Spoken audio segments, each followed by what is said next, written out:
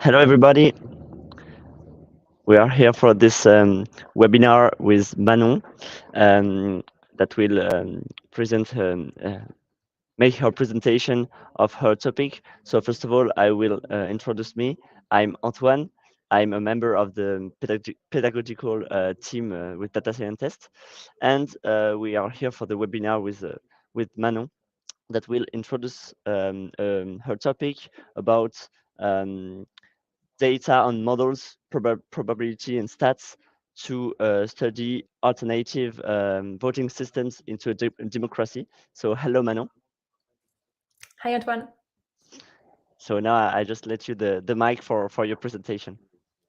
Great. Thank you so much for the intro and also for inviting me to speak today. I'm very happy to connect with the audience.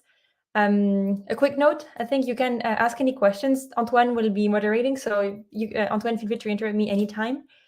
And without further ado, I can share my screen so that I get started with this.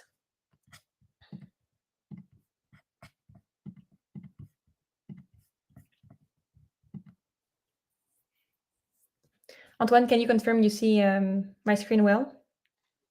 Yes, it's perfect. Now it's on the stream, so you can share. You have shared, so you can start. Okay, great. So as Antoine mentioned, I'm going to talk about how we can use data and models to study alternative voting systems.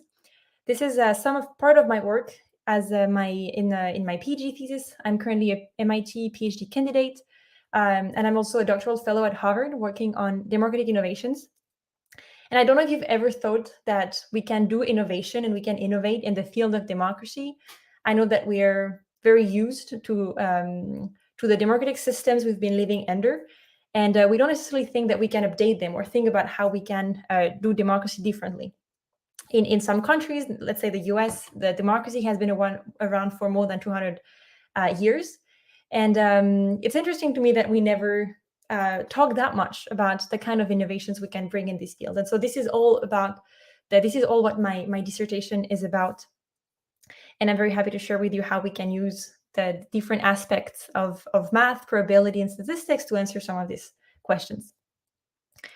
One thing I want to say up front before I go into any of the details is that, of course, I'm going to model reality. I'm going to give an abstraction of reality through some of these models. The idea is not at all that any of it is prescriptive, of course, or is not supposed to be an exact fit of reality. The point of all of this work is to try to understand at a higher level the different pieces of how people make decisions in democracy, and trying to see what we can get from these theoretical models into reality. But sometimes there's going to be tension between models and reality, and I think this is some part that is really interesting to understand what we can exploit from data, from models, into, and what we can inject into reality to make hopefully better systems. I mentioned I'm working on collective decision making. The point of today's talk is really to talk about voting. So after you get informed, after you deliberate, how do you make the final decision and how you vote? But of course, all of this voting studies or research don't happen in the void. And we are always aware of the fact that we have a lot of different things that happen in a democracy. How do people get informed? Do they have a chance to deliberate, to exchange reason before they actually make any decision? So I don't want, of course, in the rest of the talk, I'm going to talk about voting, not because I don't care about getting informed and deliberating, just because I'm isolating this piece for the current talk. But of course, and you will see during the talk that a lot of it depends on the context of the place you're working into. In particular, what is the kind of information sphere? So just to frame the purpose of the talk and say what it's about and what it's not about. Okay, cool. So let's go right into talking about how we can design collective decision-making processes and how we can eventually improve them. If we think about what happens when you make a decision, maybe the thing that is the most important before we can talk about how we can make them better is what are we actually trying to improve? And the classical idea is that when you make a decision, either at the level of a democracy or at the level of a company or in a prediction market, you have two pieces that you might want to be optimizing on. One is the quality of the outcome. So are you making a good decision? Is your decision, ethical? Is it likely to yield good outcomes? Is it just true? Is it correct? And so one piece is, what is the quality of the decision you're making? What is the outcome? What is the quality of the outcome? Now, in some decisions, it's actually hard to define what is the good outcome and what is the bad outcome. And a completely different way to think about the quality of decision making is to think about the procedure that leads to a decision. In particular, if you have a citizenry with a lot of conflicting opinion, sometimes it's not obvious, or maybe you can't even say what would be the good and the bad outcome. So the only thing you can talk about is, did you treat everyone equally in the decision, and what was the quality of the procedure? And so something that is really underlying this idea of thinking about decision making as the quality of the outcome and the quality of the procedure is that some decisions are more objective and some are more subjective. If you think about democratic decisions, it's very rare that we can think that it's purely objective and that there is a correct outcome. And so this tension of making good decisions from the outcome perspective and the procedure perspective is particularly important. Now, if we think about, let's say, corporate governance or prediction markets, maybe the more you go into this, binary decisions where there is a correct outcome because you're just trying to do a prediction, the more you can think, okay, can we actually say anything about the quality of the outcome that results from the decision? And to me, it's both really interesting and informative to think about decision in both of these axes, the quality of the outcome and the quality of the procedure.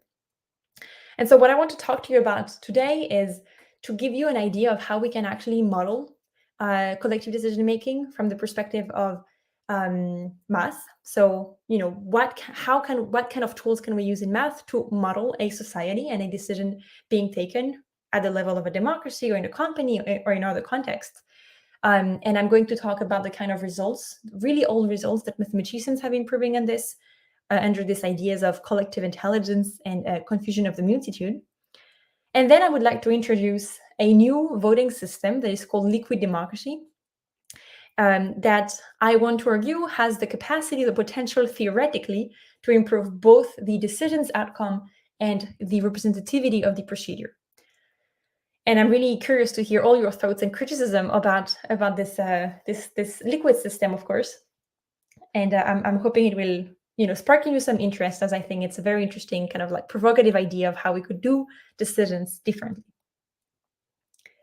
Okay, I keep going, Antoine. Please, anytime interrupt if there is any question. But I am interpreting the not being interrupted as I can continue because I don't see the question screen.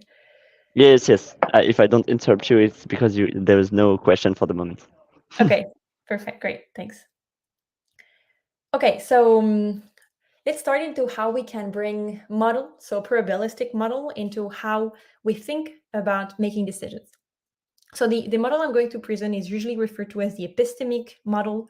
It's the oldest, I believe. I think it was first posed in the 18th century and had the inertia that this system created is still felt today. So from the modeling perspective, what I mean by modeling is we're going to give a mathematical frame to abstract how people make decisions. So we're going to try to create a frame, a theory around how people make decisions so that we can infer how different procedures, how different rules would impact different desiderata of a decision. And so the way it typically goes, it's that we assume that you have agents. So here you have n people that we're going to assume, as I said, this epistemic frame where you have a binary outcome. So you have two options, 0 or 1. And in this frame, we're going to assume that there exists a ground truth.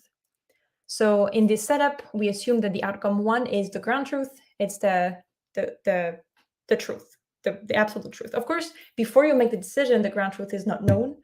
And all of the point here is to see whether a group can collectively find the ground truth. And so then you have a very simple way of modeling people. We have two options, 0 or 1. And so every person is modeled by a random variable that is called the Bernoulli, which is just saying that with probability pi, person I votes for the ground truth for option 1. So with probability pi, person I is correct. And with probability 1 minus pi, person I is not correct. Okay, so let's see what happens if we have, let's say, this stadium, this society where we have 3 people that have to make a decision. Here we can model the 3 people as one has probability of being correct 0.9, and both of the others have probability of being correct 80%. And so here, I'm not talking about how you get these probabilities. I'm saying these people have, they got some education or information about these different topics, and they have an expertise, they have a probability of making good decisions that is 0.8, 0.9. Now, from the perspective of making a decision, something that's interesting is that you might think, okay, fine, we have 3 people, and one of them seems to be better than the others. One is a 90% expert, the other has 80% experts. So maybe an intuitive idea would be, how about we just let the person whose expertise is 90% make the decision? It turns out that this is not quite optimal. In fact, there is something quite magical, I feel, when you first see it, in the power of aggregation of information. And what I mean by this is that we can show that the best thing to do here, not the best actually, but one thing to do that is going to maximize, to make your probability of being correct higher, is to actually do a majority vote over everyone in this room. And so what I mean by majority vote is that you can, instead of just relying on the 90% expert, you can say, how about all 3 of them actually make a decision, and the outcome that gathers more than half of the votes becomes the winning outcome. And so here, as you see, you have 3 people. So the moment you have the outcome that gathers 2 votes is the outcome that has majority of approval, so it's the outcome that wins. So you can compute the probability that your top option, the ground truth, wins. And the probability that it happens is the probability that either all 3 agents vote for the ground truth, or any 2 agents vote for the ground truth, and the other one doesn't vote for the ground truth. In all of these 4 scenarios, you have that the option 1 gathered more than half of the votes. And you can see it here, you can show that the probability that the majority in your stadium is correct is 0.92, which is strictly higher than the probability that your main expert is correct. Of course, what you can maybe start feeling is that I chose these numbers wisely, and so you have kind of a tension here between how many people you have in your group and what is the average expertise. For instance, if we were to change the probability of the green people from 0.8 to 0.5, then the probability that the majority here is correct would actually fall below 90%. It would fall to 70%. But you have this very intriguing idea. You have this very, to me, magical thing that, in fact, when you have a lot of signals, if you aggregate them together and if you do a majority vote, you can increase the probability of being correct. And the group can create this collective agency where they are better at voting collectively than any of the members, in particular, any of the expert members.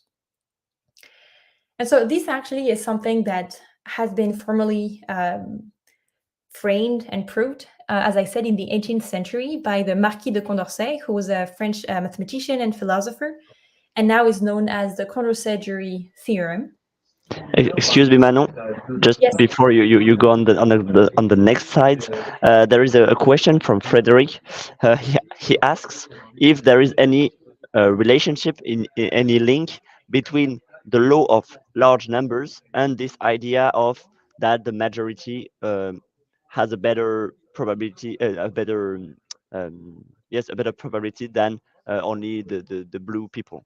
Yes, that's an excellent question. And indeed, so the theorem I was about to show is precisely relying on the law of large number. So let me frame exactly the theorem, and Frederick, I think you'll see how this exactly connects to the law of large number, because it's exactly what is underlying here. So what the Condorcet-Jury theorem says is that, let's say that now you don't have just 3 people, you have an entire group.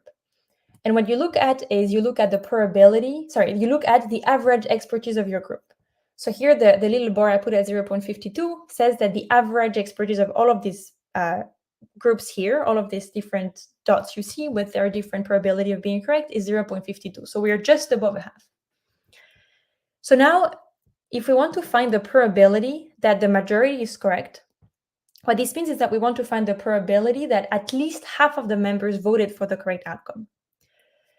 And what we can show through the law of large number is that the probability that the majority is correct converges to 1. And this is because we are just saying that we want the probability that at least half of the people voted for the correct outcome. And here, because the average expertise is correct, and we know by the law of large number that the empirical, the mean of, so the sum of all of these random variables is going to converge to their mean. The mean being above a half means that with very high probability, we will always, and always is when n tends to infinity. So when n is large, it is very likely that at least half of the people voted for the option 1. And so in turn, if you didn't know much about the law of large number before, what you can remember here is that when you have a group and the average expertise of this group is above a half, the probability that the majority is correct tends to 1, which means that with an infinite population, a group will be always correct through doing a majority vote. And the thing that's really interesting is that if you just look at the top experts, if you were to do majority vote with 1 or 2 big experts, this probability would not be 1. If you were just taking the one person that has the highest probability, if this probability is 0.9, then the probability that this expert is correct would be lower than the probability that the majority is correct. And so this is something that has been found again in the 18th century, has been followed by a ton of experimental analysis, and is known under this idea of collective intelligence. Now, the other way around is also a possibility. What I mean by this is that the assumptions that are needed for this theorem to hold is that the average expertise of the group is above a half and the votes are independent. But now if we look at the case where the votes are independent, but the average probability of being correct falls right below a half. So here you have a different population, and as you see, the probability, the average expertise of that group is just below a half. Then we can actually show that the probability that the majority is correct converges to 0. And of course, the probability that the majority is correct is lower than the probability that the top expert is correct, but actually it's even lower than the least expert, than the probability that the least expert in the population is correct. And so I hope that what is clear here is that you have these 2 very interesting regimes. One where if your average expertise is above a half, you have this collective intelligence principle where majority voting is really good. In fact, asymptotically, it's the best thing you can do to find the right answer. But now, if the average expertise is below a half, then the probability that your majority is correct is going to go down to 0. And maybe one thing I want to say about this idea of being above a half, below a half, you might have been thinking, what does it mean to be below a half? Is it just a arbitrary threshold? The threshold of half, so if a probability of being correct with probability half is exactly thinking, if you take one of your €1 coin and you flip the coin. With probability half, you're going to have one outcome, and the other probability half, you're going to have the other outcome. So what we're saying is that based on the average level of information or education of these people about a particular topic, if you have just more information than choosing randomly, you have this magical phenomena of majority being correct with high probability. But if you're right below this threshold, then you don't have this magical phenomenon. In fact, you have the opposite, and you're very likely to find wrong outcomes with high probability. I have a question, Manon. It means that if we are in the second example where we have the mean below a half, we just have to take the opposite decision of everyone, and we come back to the first example. Is that right? So that would be you would want to do the inverse. So what you could do is indeed you could kind of flip everyone's vote, because Yes. if you flip everyone's vote, you're actually recreating the case where you're saying if you vote 1, I take 0, then it basically means that you take the inverse of the expertise. Of course, and this would be very it would be an interesting decision rule. We do the opposite of what the majority says. I mean, if we could do it if we knew that the mean is below a half, but we can't know it before. Is that true? So you could. This is something I found really interesting in the way we think about these decisions, because this is true, right? What you said is true if you want to find the correct outcome, but the whole idea is that you don't have some kind of central planner that knows everything upfront. So you're trying to find design rules that would perform not so badly overall as time goes by. But yeah, so I mean, what you said concretely is correct. The reason why it's dangerous to explore these kind of things is that you don't want to be having someone that says, oh, we were actually below half, let's switch the result. Because the whole idea is that beforehand, you don't even know which one is the correct answer. So it's not that because if we knew what was the correct answer, maybe we could create legitimacy around making this answer wins no matter what. But in democracies, we don't know what is the correct answer. Okay. So we don't want to think that you have a central planner that can make decisions on behalf of, or flip results. Though something maybe on this line of thought, something that to me is really intriguing when I first find when I first read about this theorem, is that we might put a ton of emphasis about the quality of the information we get, right? Because if we know that information is so central to having good decisions, then it probably makes a lot of sense to not spend time, trying to think, should we revert the result because the average expertise of the population was below half, but saying, assuming that this model carries some truth and has, some power in explaining how we make decisions, can we focus some of our efforts to make sure that anytime we can, the general public, we are more informed than disinformed or misinformed? Does that make sense? Yes, perfect. Thanks for the question. And so, as I said, these things are often referred to as this idea of collective intelligence. You can find traces of this idea of collective intelligence in Aristotle. It's nothing new, but it was really theorized in the 18th century. And then you had a bunch of experiments that were carried to prove this theorem that is not just some kind of like mathematical artifact. It actually has some empirical grounds. And the alternative is the confusion of the multitude. As I said, you can think of this as like the right side of my slide earlier. This term was coined by Madison, one of the founding fathers, when he was writing about how one should design democratic institutions. He wanted to make sure that you safeguard both against the cabals of the few and the confusion of the multitude. And my favorite example of the confusion of the multitude is the trial of Socrates. Socrates, who was maybe the father of philosophy and a great ancient Greek philosopher, and he ended up being condemned to death by a jury in Athens. And he was put under trial for one of the things was corrupting the youth. And a lot of this is completely anachronical to call this misinformation, but a lot of like misinformation was carried around about his mischiefs that were not really mischiefs at all. And all of these kind of like information campaigns that were carried led a majority of, I think, 501 Athenian citizens vote that Socrates was guilty and that he had to be condemned. And to me, this is kind of like, I like to think about this example as an example of confusion of the multitude, where the majority clearly did not work quite well. And we might think of it as an example of the right-hand side of the slide I was showing earlier. Okay, so now I want to, as I said, this is kind of like the old theory that has been, the seminal theory that has been created around modeling decision making, and it actually was done in the scope of democracy. Now you can use this exact same modeling for a lot of different decisions, not only in democracy, in companies, or just some of the when you have just AI classifiers and you want them to make some kind of decisions, you can use the same theoretical models.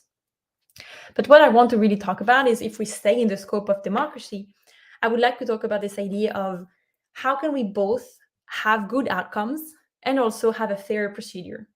And I think, Antoine, your question was really interesting in that regard, because when you ask, could we have actually some kind of central planner that says, oh, we should just do the other thing because we know that maybe the majority here was not correct? This is really not how I want to think about how should we design, of course, institutions, because we want to design institutions in a way that both respect equal say of everyone, but also try to think about injecting quality of outcomes whenever we can.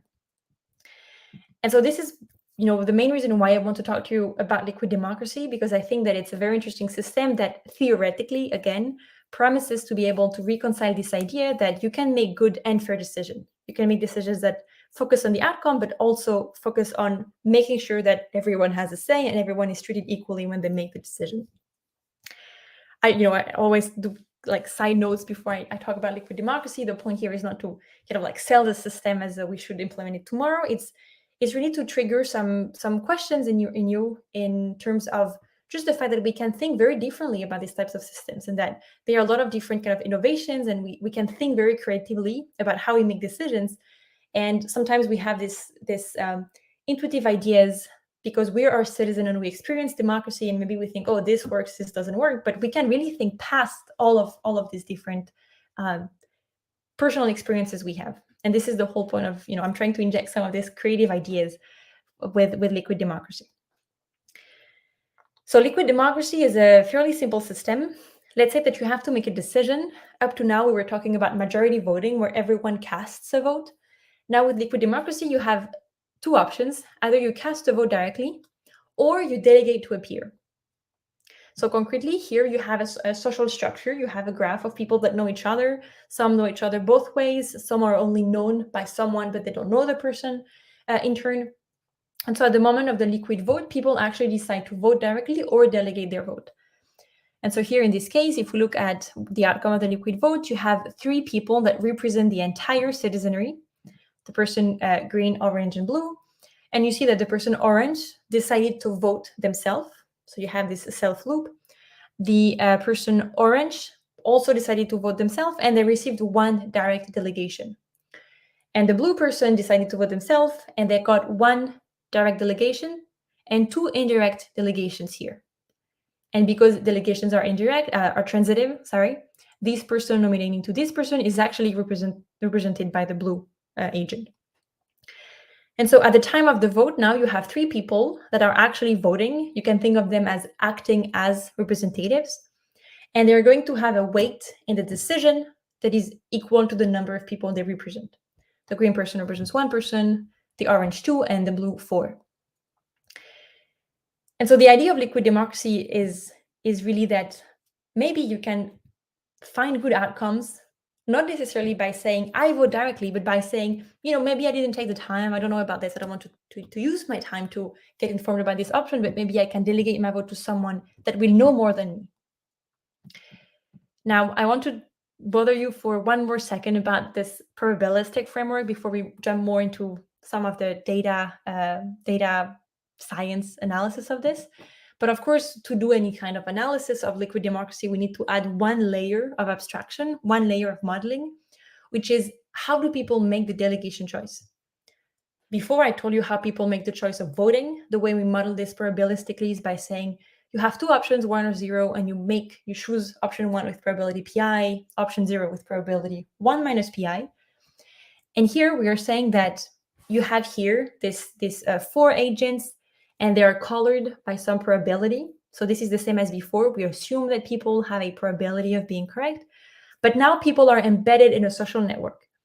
And you can really think of this as yourself. You are all part of social networks, and you know people that know people. And so when you look at your neighborhood, which is the people you know and you're likely to delegate, it kind of looks like this.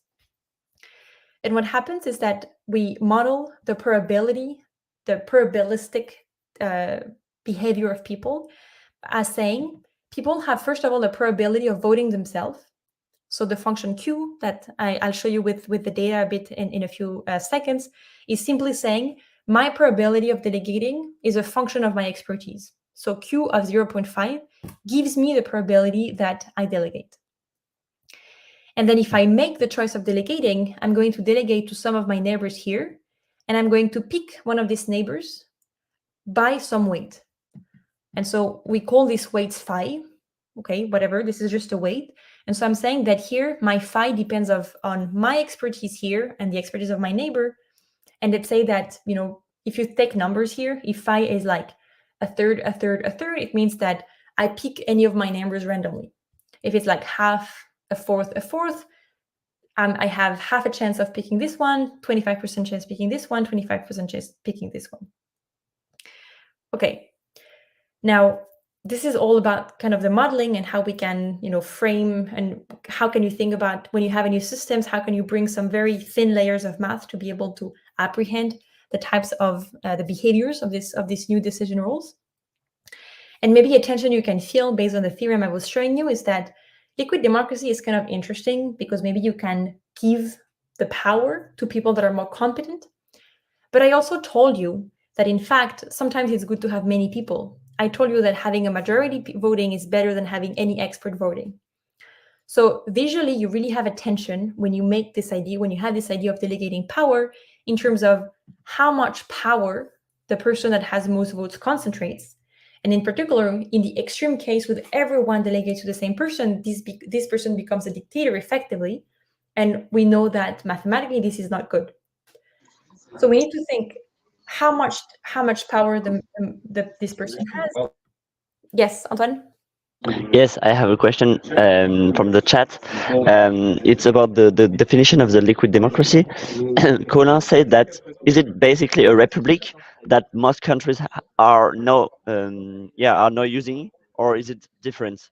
He means it's a representative democracy, like for example in the United States where we elect I don't know how we say it in English, but grand elector. I don't know. Yeah, that's a great question. So the answer is it's kind of up to us. What I mean is that liquid democracy is just a new way of thinking about how you vote or you elect people. But I think Colin's question goes to how would we actually put this into practice?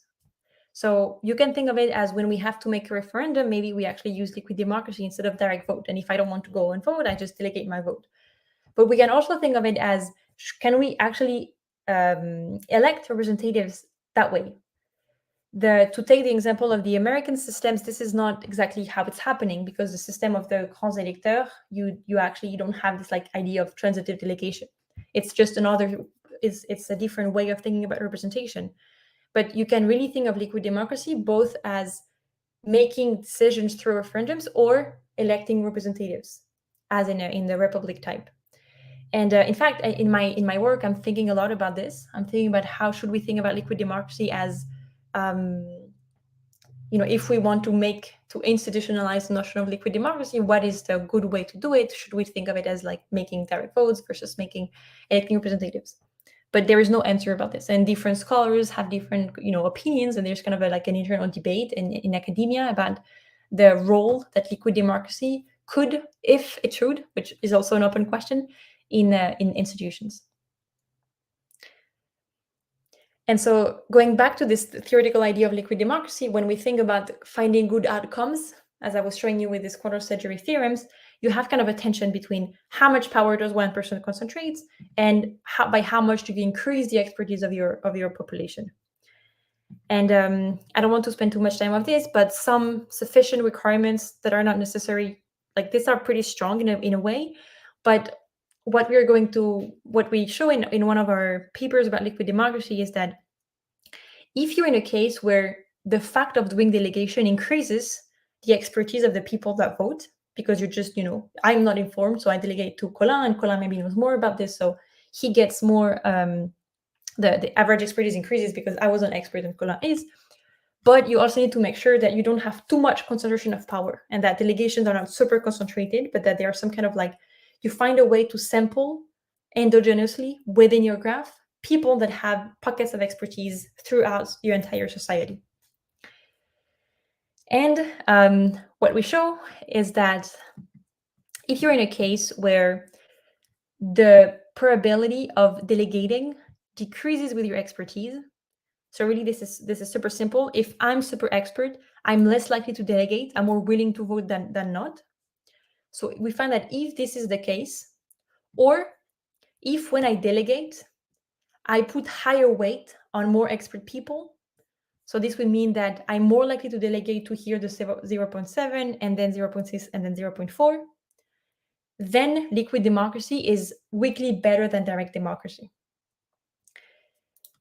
So again, what I'm saying now is I'm explaining you how we theoretically proved that if delegation behaviors are in a certain way, the way I just exposed, then the liquid democracy system becomes indeed a very interesting alternative to direct democracy. And again, the point of this was I'm super happy to talk more into details about any of this modelization, but I find it really interesting personally how we could leverage some of these very simple probabilistic tools to say, if people behave like this, then we can prove that liquid democracy is an interesting alternative to direct democracy. And what I want to do in the last piece of the talk is actually telling you, okay, fine, this is a theory. We don't really know how it works because we don't actually know that people would behave like this. So can we actually prove empirically? Can we run experiments? Can we collect a ton of data and see whether any of these theoretical models have any implications or any connections to reality? And in short, the answer I gathered thus far is yes.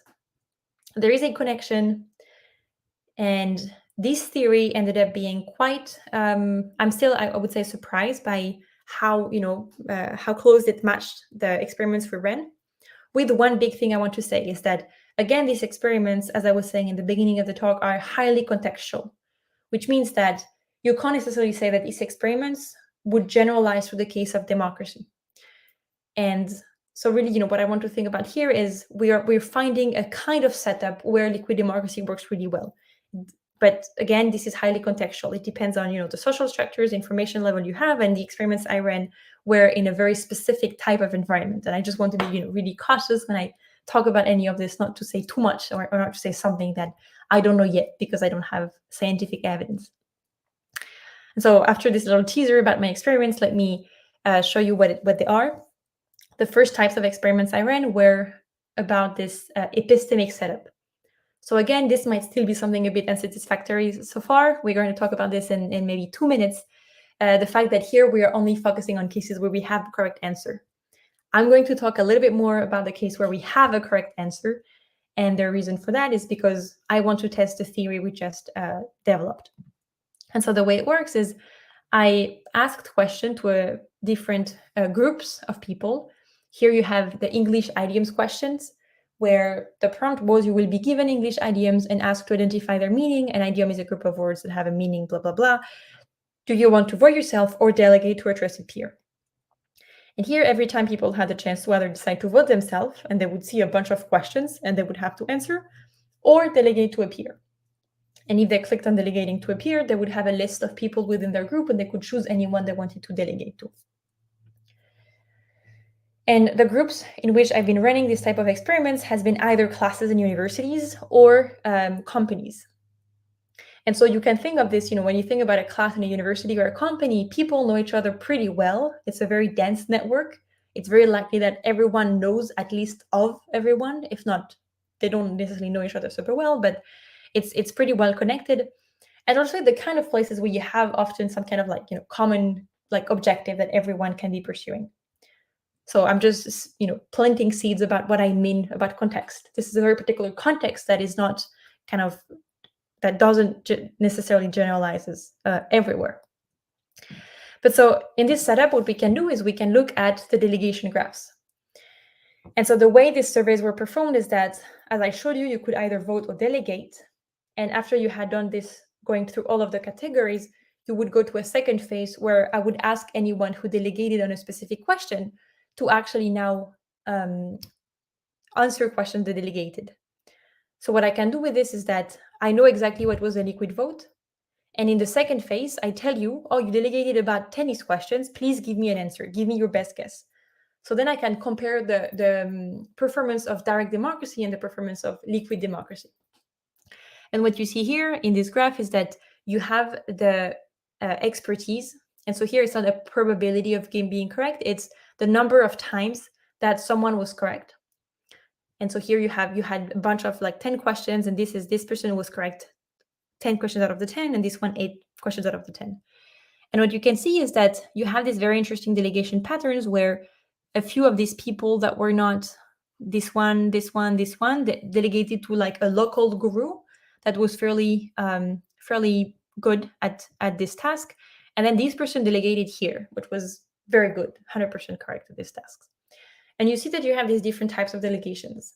What's interesting is that you don't see a ton of concentration of power. You do see that you have different pockets of expertise that are believed throughout the different type of questions.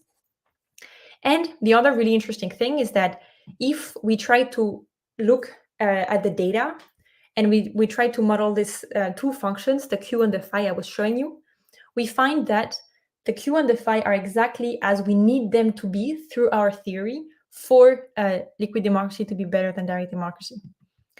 And the little visual reminder, I was telling you that we need the probability of delegating to decrease with the expertise. And we see that here, if we look at the delegation rate as a function of the expertise, And here we look at the linear regression function with confidence intervals. We see that indeed we have this negative relation. The more expert you are, the least likely you are to delegate. And then here, if we look at how often do people delegate to others, we see that you often delegate more to people that are more experts.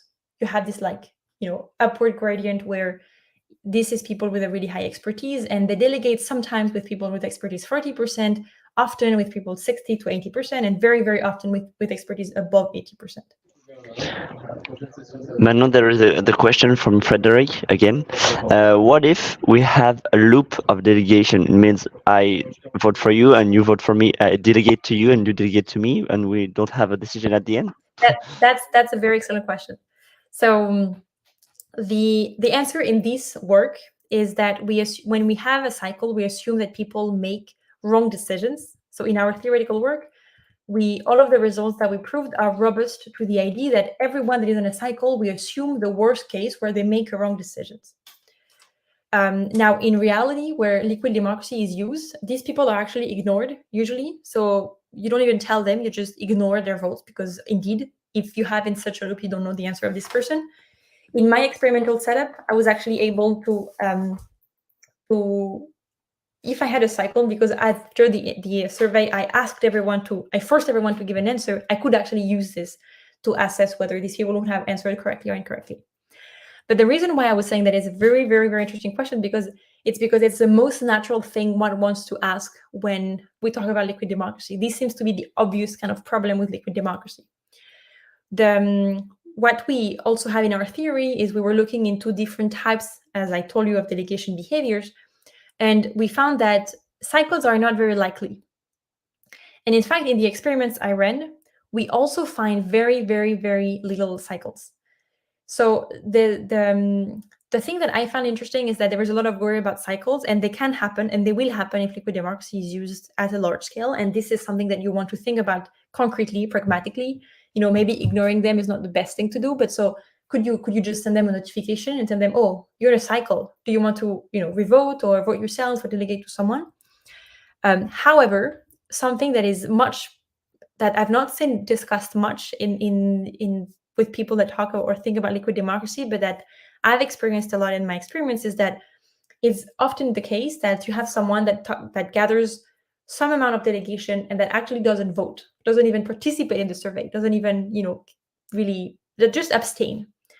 And this question of abstention, we know, is very prevalent in now like modern democracies. And this would be a huge problem if you have someone that gathers like a ton of delegations that just doesn't show up the day of the vote, or just decides they don't want to participate in the decision. And so I'm going to use this great question as a segue to the next part. So the last thing here is that if we look at the different votes, in blue you have the direct vote, and in pink you have the liquid vote. And we have these interesting patterns here where we see that liquid democracy is often strictly better than direct democracy across questions and across experiments. But now I can spend the last few minutes not talking about improving outcomes, but talking about what does it mean in terms of the procedure.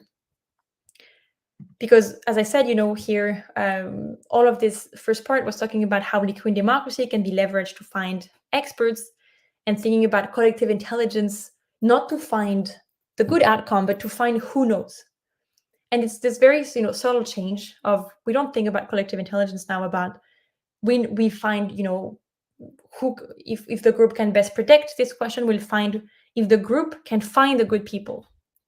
And the thing that's interesting here is really this word endogenously, because it's really the idea that you don't have a central kind of like arena that selects who you can delegate to. You can delegate to anyone within your vicinity, and you can really trust anyone. And maybe you can also have a crowd post delegation that is maybe more representative than other types of representative systems. And really, this idea is something I also tested through another experiment that I was running in my department at MIT. And here you have two different of these questions. You have two. So the two questions are, one was about collective efforts that my institute is focusing on every year, and we were asking what should be the next collective effort after the two ones that my department started working on. And the other one is what was the topic of a retreat that was happening. And so here we have 120 people, which is much more than the other experiments I ran. And you can see the different, delegation graphs. The colors correspond to different functions that these people have in the institute. And what you can see here on the right, as the follow-up of my answer to Frederick, is that the people that are transparent here are the ones that received delegations but did not vote, did not show up. So these votes are really here would be really lost, because this person, if they choose a representative that doesn't show up, this is not really good. And so to me, this is the biggest pragmatic threat to liquid democracy. And I'm saying this because in my experiments, it's something that I've seen a lot. And if I would say I have a total of more than 80 delegation graphs. So I had 80 of such experiments over all of my work. And I think I've seen 4 cycles where I delegate to, let's say, to Antoine, and Antoine delegates to me, which is super, it's a very small number compared to what I'm showing here of people that just don't show up and don't participate in the experiments. But the thing that's really interesting when we think about these types of situations here is that there is no really a correct answer. What should be the topic of a retreat? There is no ground truth. This doesn't exist. It's just a matter of preferences and what people think is really important at the time of the decision. And so something I've been looking at is what can we make of the delegation metrics in terms of is the decision good or bad? And so a few things here is that, interestingly, you have people are not super necessarily keen on delegating. If you look, actually both sides, but here you have all of the 11 questions I asked, and you see that the people delegate sometimes. In some questions, you have about 20% of people that delegate. So 80% of people decide to vote directly. These numbers goes up to 65%, but it's still not really high. Imagine with a population of 65 million adults, it would mean a lot of people actually decide to vote directly. And most people, in fact, never delegate. We have 11 questions, and most people decide to just not delegate on any of the questions. And then very few people delegate on every single question. But the last thing I want to kind of let you with is this idea of how representative the liquid vote is. And what I mean by this is, let's say here you look at the blue line, and maybe you can think of it as a histogram instead of a line, but let's say you had a question like, what should be the color of the wall? And people give you different answers like blue, red, purple, red, yellow, whatever. You have a lot of different ticks here that represent different answers. And then you look at the proportion of people that gave any of these answers. And this is kind of continuous, but, think of it as an histogram. Now, when you have representativity, when you have a representative body, the idea is that you would like this representative body to make decisions that are indeed, somehow close to the one of the larger group. This is the idea of having a procedure that really listens to everyone. And so something I've been trying to understand is whether liquid democracy was creating a representative body that was more representative than other types of representation, like a Congress, where you can vote only for one person, and if you voted for someone who was not elected, this person then you don't really have someone that represents you in Congress. And the last plot I want to show you, which I hope won't be too confusing, is I've been generating a ton of congresses. So I've been saying, and I've been, in a sense, like random congresses. I've been saying, if I take any 10% of my group and I look at how well they match to the distribution of preferences of my entire population, how does this distribution compares to the liquid vote? And we're going to say that if the number is really small, it means that you have a very small distance between preference of the group and preference of the representative body. So we really want to have a small distance, because the smaller the distance is, the more representative the vote is. And so what I show you here is for all 11 questions, but if we just focus here on this particular plot, what we have is we have the distance between all of the congresses that I simulated, picking 10% of the group at random within my big society. And in green, you have the liquid vote. So you have the distance between the liquid vote and the majority vote.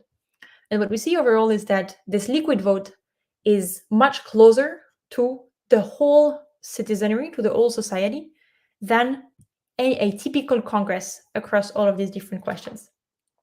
So the last takeaway is that we have evidence, but I'm always very careful with all of this, because there's so much more we need to do before we can be more sure of any of this. But we have some interesting evidence that liquid democracy cannot only be leveraged to make good decisions, but it can also maybe be leveraged to select representative bodies that are highly representative of the citizenry. I'm going to stop here. I know that from what I understood, you've been having a lot of webinars more about the use of data in kind of like industry, or in I like to think of the real world as opposed to sometimes academic research. But I would be super interesting to know about how you feel about these types of use of probability and statistics to answer more maybe societal and philosophical questions, and how you can actually merge math and use data science to answer questions that typically we think of as being highly conceptual. Thank you very much.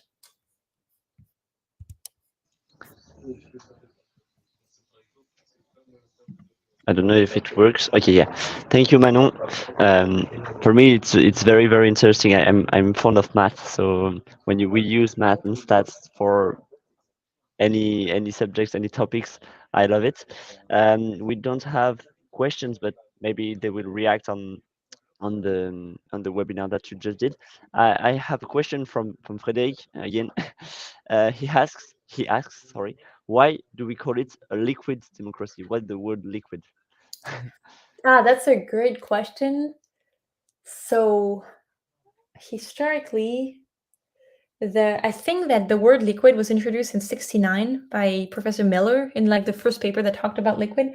And I think that the main idea was that, in fact, the like very radical idea of liquid democracy is that you could choose one representative per question. So, in my experiments, in fact, if you vote on tennis or sports protections and you vote on pop culture, you can choose different people to represent you in these different things. So you would like to have this idea of like liquid decisions where you have like fluidity in a sense. Yeah, I think liquid was really for this question of how fluid the decision is in a way. I don't know if there is a better answer to this, or if there is, I don't know it. Okay, and Charlie is very interested by the presentation. He says, "What an interesting presentation!" So he loves it. And Frederic has another question. It's okay. He asks how you did your graphs on the presentation. Did you use the Networkx package? Yes, I did. I use Okay. and of course, I collect the data, so I have a lot of different. I have all of the graph really in the CSV, but I do reconstruct them using both pandas and NetworkX. Okay. Perfect. Do we have other questions? Did I miss questions? Valentin says it's very interesting too. Okay. I have a little question. Maybe I haven't understood anything. Maybe because of my question. But the objective of the liquid democracy, is it to find the best option, or to represent the entire population? Both. Okay, both. Okay, perfect. I think, and that if there's one thing you want to kind of like get away from the talk, as a citizen, not as a scholar, but as a citizen, I feel we're more and more into these worries or ideas that um, you can't have like you kind of like make a decision, and like you can't have expertise and representation and diversity. But I think this is really a false tension for so many reasons, and I think that liquid democracy is just one way of seeing that this is not a true tension. This is not at all incompatible. You have expertise in diversity. It's like there is a connection here. So definitely both, to answer your question. Okay, perfect. Paul, thanks you for the presentation. So everybody is I love this presentation. That's very cool. I think if we don't have Paul has a question. If liquid democracy, I will show it. If liquid democracy is used for elections, how can there be a correct answer? That's the question from Paul. Yeah, that's a great question, and I think the answer here is more the. I would answer at two levels. One answer is more philosophical. Is do you have any, even when you don't have elections, even when you don't have to choose between people, when you have to make a referendum decision, do you have a correct answer? maybe you can make some argument of like one of the outcome would lead to better like stability long term, or this type of things. But the way I think about this, and the way, there, I think, back to the thing I first said in the beginning of the talk, all of these models, we're not saying that this is exactly fitting reality, and because we have a theorem, then we should move in that or that direction. Everything is much more nuanced, and we're trying to gather as much as we can from this mathematical abstraction to understand where we can go and what is a good direction. But there are so many other things that needs to be understood around theorems or around any of this, even the experimental work. But so I would rephrase the question saying any decision has some kind of like epistemic value. You do have this idea of like you have more stability or economic value or whatever. Like you have this idea that there is something that relates to knowledge, but you also have things that just relate to fairness procedure, things that are not just right or wrong. And so the way I think about my work is, because decisions are this complex mix of both like knowledge and fairness, can we decouple them for just a second and understand how a system performs on both separately? But of course, you can, to Paul's question, I think a really interesting point is that you have some kind of like leap of faith still, because moving to reality, questions would not be just right or wrong or just fair or unfair. Questions are just a mix of everything. And so to answer the question, how can you use liquid democracy when you don't have a correct answer? Well, we know how it works when you have a correct answer. We know how it works when it doesn't have a correct answer. But now, how does it actually play out in reality? We need to do more testing, maybe just also live testing to understand the answer to this question.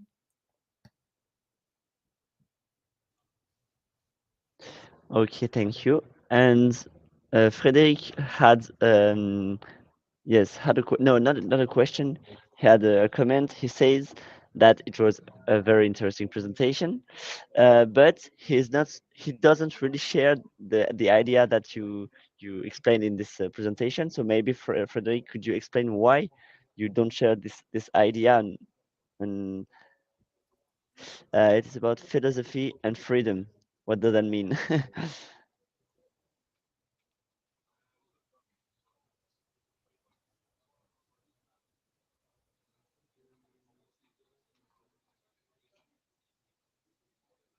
Okay, I don't see the comments. Okay, he says it's too complicated to explain it on the chat. He needs to work. Okay, maybe Frederick doesn't want to explain it better. Okay, so I think we don't have any questions remaining.